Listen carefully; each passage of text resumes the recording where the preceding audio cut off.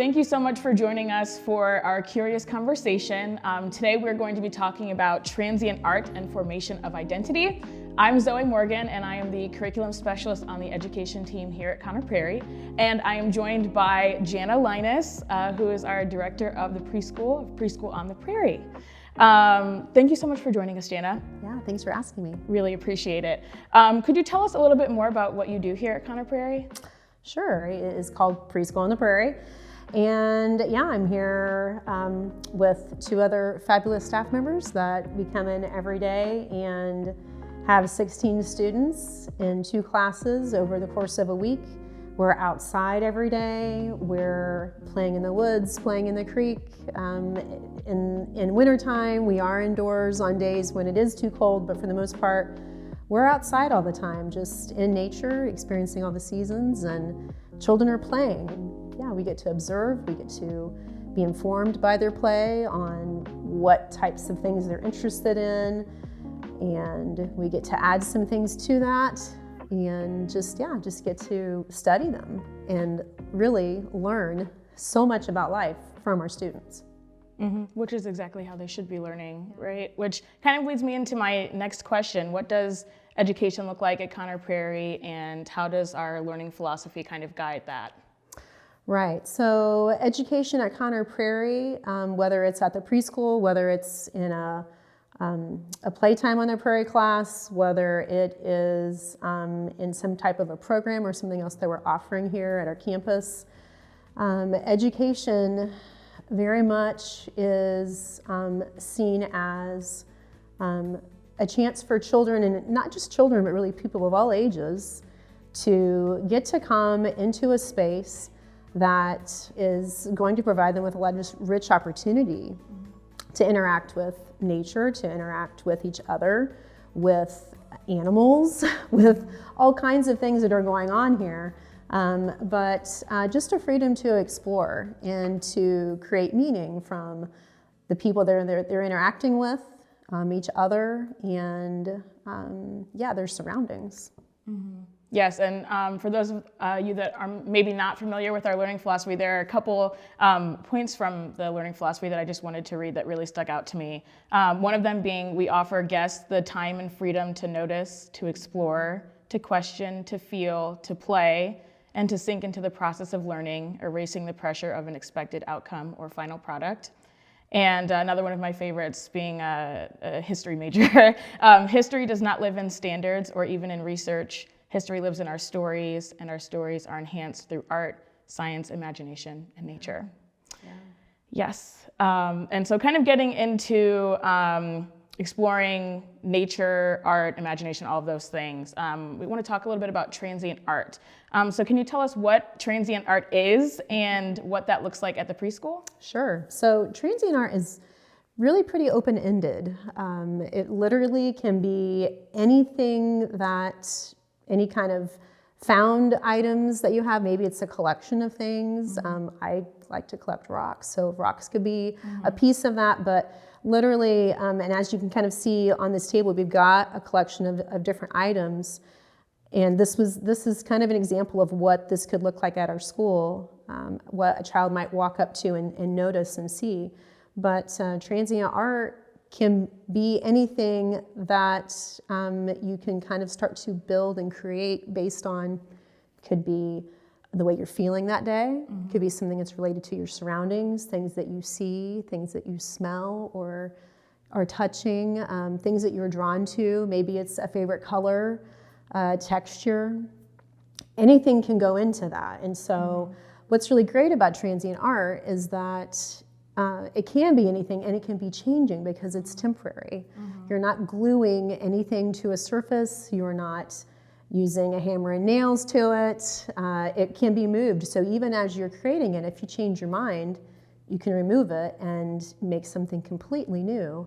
So over the course of a morning, we will sometimes see children will create something and they'll walk away from it, and someone else will walk up later and they'll maybe take something away and then add something to it. Or they'll start all over again. Or the same child will build something, put everything back, and then they'll build something else. And because, yes, our children do have that freedom to do what they need to do, they can stay there for a very long time if they want to, and create all kinds of things. Which I know is really encouraged, right? Not like the idea of not moving on to the next activity so quickly, but just kind of, again, allowing that time, space, and freedom for them to just explore and dive a little bit more into like these different invitations, right? About what the transient art might be for that day. Yeah, exactly. I love that so much. Yeah. And it also kind of follows like how we evolve, right? Like not just in our lives and every single day, but how our moods change and how we're feeling changes, and how we can express that through transient art. I love that. How can transient art help young learners? So obviously from even the things that you see here, you got to use your fingers, right? And especially for young learners, we're giving them an opportunity to touch and pick up a lot of small items, right? And so this is fine motor, right? And we've got to give them those opportunities to like just practice that motion of picking something up, placing it, putting someplace else, moving it around. That's an obvious one, but also transient art is really beautiful for that opportunity for them to bring maybe some focus and attention into something that honestly, a lot of times we do see this, especially in the beginning of the school year with our children, because everything is a choice for them, and they can spend as much time or as little time as they want to in a certain place. But what we do often see at transient art is they'll spend, if they really are interested in it, they'll spend a very long time there. And maybe those that tend to kind of switch and move around pretty quickly, because there are a variety of things there, they're certain to find something that they're interested in, and so they'll stay for a while. And there's no instruction to it, there's no guide for it. It really is, they can put it where they want to, where they need to, right? So definitely there's an advantage there to using transient art to help develop that attention, but also it's an opportunity for getting to touch and experiment with texture, with color. And it's also a really my favorite thing about it is that it can help to bring some understanding and some more meaning to the world of the child. So because it can move and change and be anything at all, because they have access to so many different things, it can definitely just enhance that and keep growing this rich awareness of the world around them. And when I hear you say this, it sounds like it's more so focused on the process, right, than like the end destination. And I know we talk about that a lot in education, especially here at Prairie, this idea of process versus product. Right. Can you talk a little bit more about why that's so important, why that process is important, and why we do process versus product, not only here at the preschool, but also in spaces like Anything Can Happen Art and Discovery Station? Sure. Product indicates that you've got to have this thing that looks the same as everyone else's at the end, pretty much, right? So instead of saying, I need you to make a blue flower within that frame, you can use these things, but it needs to look like a blue flower by the end of it. A child might come in and be like, I don't want to make a flower. I want to do something else, right? I want to know what's going on in their mind, right? Not what I've predetermined is something they should be able to make, right? So instead, the process really becomes the beauty, because it can be anything at all, right? Every child's different. Every child is going to be drawn to a different something that we've set out. Or they might find something else somewhere else in the preschool that they want to add to that, right? Instead, it helps with this sense of this creativity and this, again, this process of building, of making, of becoming. And so we really miss a lot if we focus on, well, this is the thing it needs to be in the end. It doesn't. It doesn't need to be anything that I've thought it needs to be in the end. It really just matters what the child needs it to be. And then we get to know a little bit more about them. What do they like? What about the things that they used really are things that tell us more about their identity and who they are, right? And what are they learning about themselves when they're doing that? That's what we're after. And when I hear you say that too, I'm like, these are a lot of lessons that I can take into my adulthood. Yeah. So can you talk a little bit more about how transient art can help adult learners as well? Sure. Really, it goes the same for children or adults. It really doesn't matter your age. But what is really incredible about sitting down with adults with these same materials, often as adults, we're waiting for the instruction, right? We're waiting for that. Okay, there's definitely something I'm supposed to be doing this with this, and it takes a little time. When you're told, then you can do anything with this. What are your ideas? What are you drawn to? What do you want to touch in this, all of these beautiful items? What do you want to take out first? And so it often takes a little time, but again, like as adults, and really, this really begins almost as soon as we enter traditional school. Our creativity goes way down. Because we're being told, this is how you do this. This is what I need you to make. This is, the step by step. And we become adults that just sit and wait for someone to tell us instead of going ahead and taking a piece out and putting it down before anyone's really said anything. And with this, I'm not going to tell you anything to do with it, right? But it can bring us back to that remembering of, I am a creative being. I also need to play, right? And this is also play. I feel like for an adult especially too, and again, same thing as for a child, but I really feel like these are opportunities and things that we can set out for people that can be not just equitable, but also bring maybe some healing that maybe you didn't know you needed. It's a very personal interaction between you and the materials. And especially with the involvement of different textures, it can elicit emotion and things in you that maybe you weren't sure that were even there at the time, or that you knew that you needed to even maybe think about for a little while. But this process of taking and giving, right, in this transient art, lends itself to that. Yeah, even in hearing you say that, like I'm experiencing several different emotions. Like I'm kind of reflecting on my own time going through art in middle school, and in one way I'm sad because it was that product-based art where it was like, okay, you have to paint inside these lines. It is these, here are the instructions step by step. And I just remember being so frustrated when it didn't look like what the teacher wanted it to be. And that can be so damaging for kids, but now adults that have experienced that, because that creativity sort of dies in that way where you're like, well, I'm not creative in this way. I guess I need to find something else, or guess I can never do that again. And so in a way, I'm really sad, and I think kind of mourned that a little bit as I was growing up. But then hearing about this transient art and how personal it is and how it sparks this creativity and imagination, even for adults, just makes me very hopeful. And I hope that I'm able to kind of reconnect with that inner child in myself that had that die at a very young age, and it kind of reawakens and is really inspiring, and just leaves me with feelings of like hope and happiness. And so I'm excited actually to get to do my own in a little bit as we kind of continue this conversation.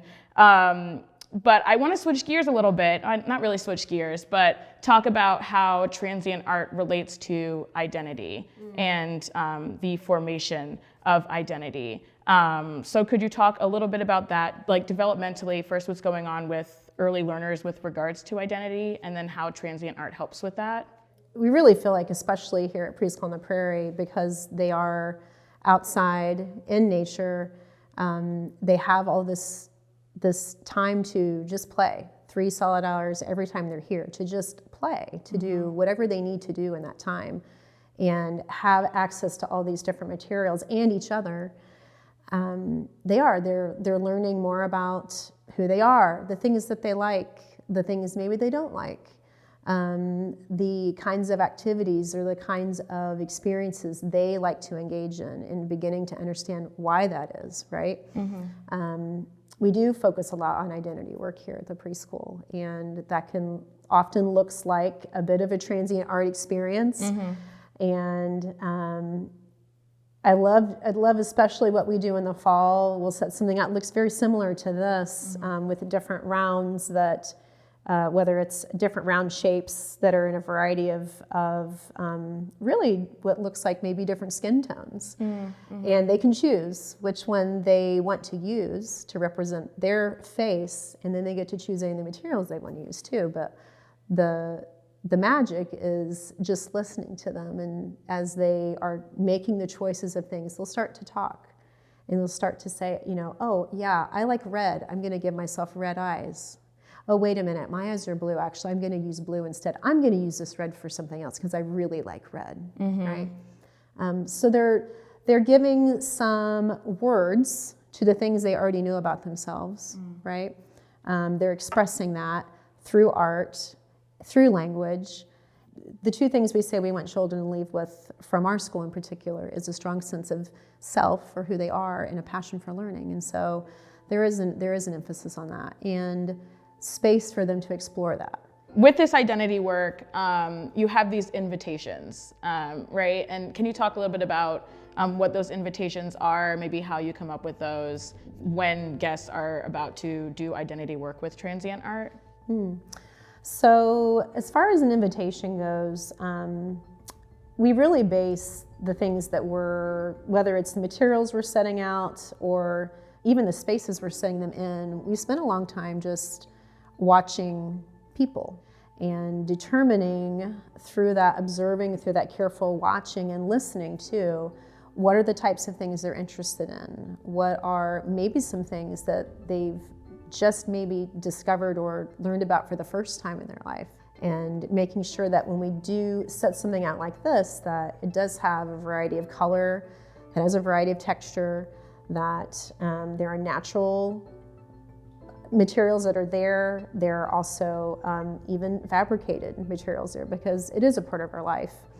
Yes, and I know that we've done this like identity work with transient art in other spaces, as you were saying, at Treetop Outpost. I know they do a lot of transient art and identity work out there. And then we also had some identity work with transient art at MLK Day this past January, which was really exciting and really wonderful to see guests engaging with the materials and truly just creating whatever they wanted, whatever they felt. I know that love was like the theme for our day, and so it was really just cool to see how they expressed that. Some of the invitations that were used on MLK Day that I really loved, that I wanted to make sure to mention, was, what do you love about yourself? When you look in the mirror, what do you see? How does your face show love? And you are part of the story just by being here and being you. What materials can you use to represent who you are? Right. And those really stood out to me. And they're questions, right, that we shouldn't only be asking ourselves on days like that, but just every single day. And I think it's really an expression of self-love as well, and kind of touches on that healing that you were talking about that our young learners get to do, which is just incredible. Yeah. Well, I mean, that's the thing, is we have an opportunity to start to engage with our earliest learners in this way and imagine what they can take away from that, what they can take with them into their next phase of their education and all the way into adulthood. And so instead of waiting till you're an adult to think about some of those things, right, to already feel comfortable either being asked that question or wondering about it yourself. The work that we do here rolls over into the lives of our children, and rolls into their families as well. And so, yeah, it's one of those opportunities to ask some really pretty deep questions about yourself, right? We don't often stop and think about those things, but it's really important to do that, right? Because when we know ourselves and love ourselves, we can show that to other people, and it can become much more natural to us. And yeah. Yeah, I think those are questions that I don't want to speak for all adults, but I think adults sometimes avoid. But I think one of the things that we forget is that our identity, it's still forming and evolving, and I don't know when that ends. I don't know when we feel like we have a strong sense of self, but we're just kind of always figuring that out as we go. And I think that was one of the beautiful things about seeing the identity work in transient art at MLK Day was, again, it wasn't just our earliest, youngest learners, but middle schoolers, high school students, parents, grandparents, just everyone was engaging with that art and taking a look at these questions and truly just diving deep, but showing themselves love in this way. And it was really beautiful. Yeah. So Zoe, I think it's time for you to try your own transient art. Yes, I'm so excited. I'm kind of wondering what you're going to go for first here. Ooh. Okay. I think I'm gonna go for these first. And then can you also tell us a little bit more about the picture frame? Because I think I'm going to try and build my face, the things that I love about myself. But can you talk a little bit about why the picture frame as well? Sure. So you can use a picture frame. We've used pieces of cork, something that just can either frame or hold the items that you're using, because especially being outside, so we're not always on completely level ground, and so especially if you have items that could roll away, then children aren't so focused on trying to keep something in a space. They can release it and move on to whatever else they are wanting to add to what they're creating. But it kind of gives a frame and their own space to work within. Often we'll have up to 4 kind of areas on a table like this. So we may have 4 picture frames or 4 pieces of cork or whatever else. It can even just be sticks that we've used from the ground to outline a space that children can build within. And so, yeah.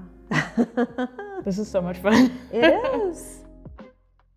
Okay, say I'm a teacher in a classroom and I don't know where to start, but I'm hearing this and I'm like, okay, I'm inspired. I want to do some transient artwork with my students. I want to do some identity work with my students.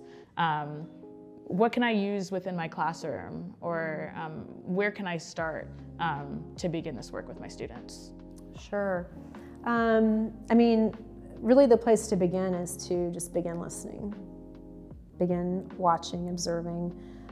So give your students some free time that is up to them. Maybe you do have a table that's got a variety of different things on it. It could have crayons on it. It can have actually, maybe it's a table that's full of different mediums, right? Different types of paper and different types of things they can use for mark making. And maybe you do have just a couple of other items there that, whether it's marbles or maybe some leaves from the backyard or around the school.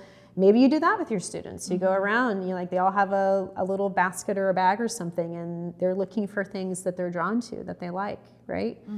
And they can add that to it. And so, it's endless. And there's a lot of things you can do for free that don't cost any money. And maybe over time you do develop this space, no matter how big or small it is, that children know they can go to and use the things that are there to build, to create, to express themselves wherever they need to. Really getting to know your students, really knowing more about them. But that takes time, and you have to give yourself permission to do that, because our teachers don't have a lot of that. Time is very precious, and so, but if we reverse that and begin to think about our students are precious, right? Getting to know who they are, that's really one of the best things we can do for connection, right? And for them to feel like they belong here. I do genuinely care about you, not just that you know this, the standard that we're trying to learn right now, right? I'm more interested in you. And so if you can, take that time to kind of create a bit of a space in your room for that, then I think what you'll notice then is that, yeah, you do. You have a stronger connection with your students, and they feel that they're valued for who they are, right? And so they can maybe eventually begin to understand, well, this other thing that you're talking about that maybe didn't seem to make any sense or have any connection to their life at all, they might begin to form some of those. But we've got to know each other, right? And we've got to make space for that and make time for that. That's really more important than virtually anything else we're doing. I love what you said about just starting with listening, because I think as teachers, right, we're natural observers, and we're always observing our students, always kind of assessing our students. But here you're giving teachers permission to observe some of the things that really matter, Right. which is, again, like you were saying, it's not the standards, it's true work about themselves and peering inward and really observing them as human beings and the things that make them different, the things that make them unique, the things that truly matter. And it's like when we get to observe that in our students, but we also get to observe that in ourselves too, and kind of model that, right? It's not just listening to them, but also modeling that for them as well, which I think can be really powerful for both the teacher and the student. Well, and I'm thinking about really my last role in public education was in a 5th grade classroom. And I'm just thinking about how transient art could be so powerful in any classroom, but I'm thinking of this last classroom that I was in, and how because it's something that is not permanent, that can always change, that's always, and that is a part of who I am. I'm a very hopeful person, and I do believe that people can change, right? And if you're giving people access to things that naturally can always be changing, right? Because again, that's what transient art really is. It's something that can always be changed. Like, that really does give me a lot of hope for humanity, that yeah, even though this person might be struggling with something right now, right? It doesn't mean they always will, right? And so I feel like that's something that's very reflective in this type of process art, because it can be moved, it can be changed, it can be altered in some way, because you're making that happen, you're doing it, right? And so that really inspires a lot of hope in me too. It's like intergenerational, right? It, again, kind of what we were saying, right? It's not just hope for these young learners, but also hope for like the middle high school students, the adults that we can change, that we can grow, that we can evolve, just like our transient art can. Absolutely. And I think that's really beautiful. Well, and just again, like going back to that, like if I left this out and someone took something away and put something in, I mean, isn't that what we do with each other, right? I mean, that's what community is too, right? We're there to, not necessarily to take something away, but definitely to give, and to just come alongside each other, right? And really be united in this life that we have. And so, again, it's very reflective of really the very best of things that we do hope for and want for everyone. Yeah. And I think also, because I'm thinking about what I've made and kind of what I'll say about it, and what I'm thinking about it is not what I would have thought about myself 10 years ago. And it makes me a little emotional to kind of say that, but to look at this and see the beauty within it and within myself. And I would not have thought those things about myself in middle school. And so, again, what you were saying about the hope, it gives me so much hope for what our early childhood learners and our middle school students and our high school students can see in themselves and love about themselves at such a young age that I didn't even get to experience. And I'm so glad that they get the chance to do that and truly love themselves throughout their entire lives, and not start when they're however old. It's never too late. It's never too late. But yeah, wow, if we can already be learning that at a very young age, I think about that whole generation that could really be a part of some significant change, right? Yes. Yeah, and not just see the beauty in yourself, but see the beauty in other people, and really have this sense of belonging and community And that is just, it's amazing and it's inspiring, and it does make me so hopeful. Okay, so I have created my face. Yeah, I want to hear about this. Yeah, so I used these, like the smoother, like pine cones, as my eyes, and I kind of started out with that. I don't know why, they were just kind of speaking to me. But my eyes are brown, and I love this color brown. So I used those for my eyes. And then I also used kind of these like marbles, would you say? Or Something like that. Yeah. Our students tend to call them gems because they're shiny and I like colorful that. and yeah. Yes. So I used the gems to create the outline of my face, just because I liked the color so much. I thought they were really beautiful and shiny. I used the seashells to create my mouth. I have dimples, so something that like really kind of stuck out. I wanted to create the smile because it's something I really like about my smile. Yeah. I used the moss for my hair because it's kind of wild and crazy, but I really like that about my hair. And I used the wood, the sticks here, for the top of my head actually, because I have locks, and a lot of people in the Black community refer to it as a crown. Yeah. And so I kind of wanted to create a crown for my hair. And then I just really liked the leaf and the feather, which is funny because I really actually don't like birds. That's right. As you know. But there's something about, I am warming up to them, so I felt like I should include it as part of my story a little bit. Little growth, a little growth. Okay. I wouldn't have included this maybe even 2 weeks ago, but I'm working on it. And I really liked the color of the leaf and the texture of the leaf. And decided to kind of put that in my hair. And yeah, I love it. It's, I don't know, it's beautiful, and it really just makes me think about, I guess, my own growth, kind of as I was saying earlier. I wouldn't maybe have said the same things about my hair or my smile or the birds, but any of that. Maybe, the birds, that's a whole other thing. But, any of that, but it's just, really cool to see that growth within myself, and I'm just excited to keep growing and see what it is I notice next. Right.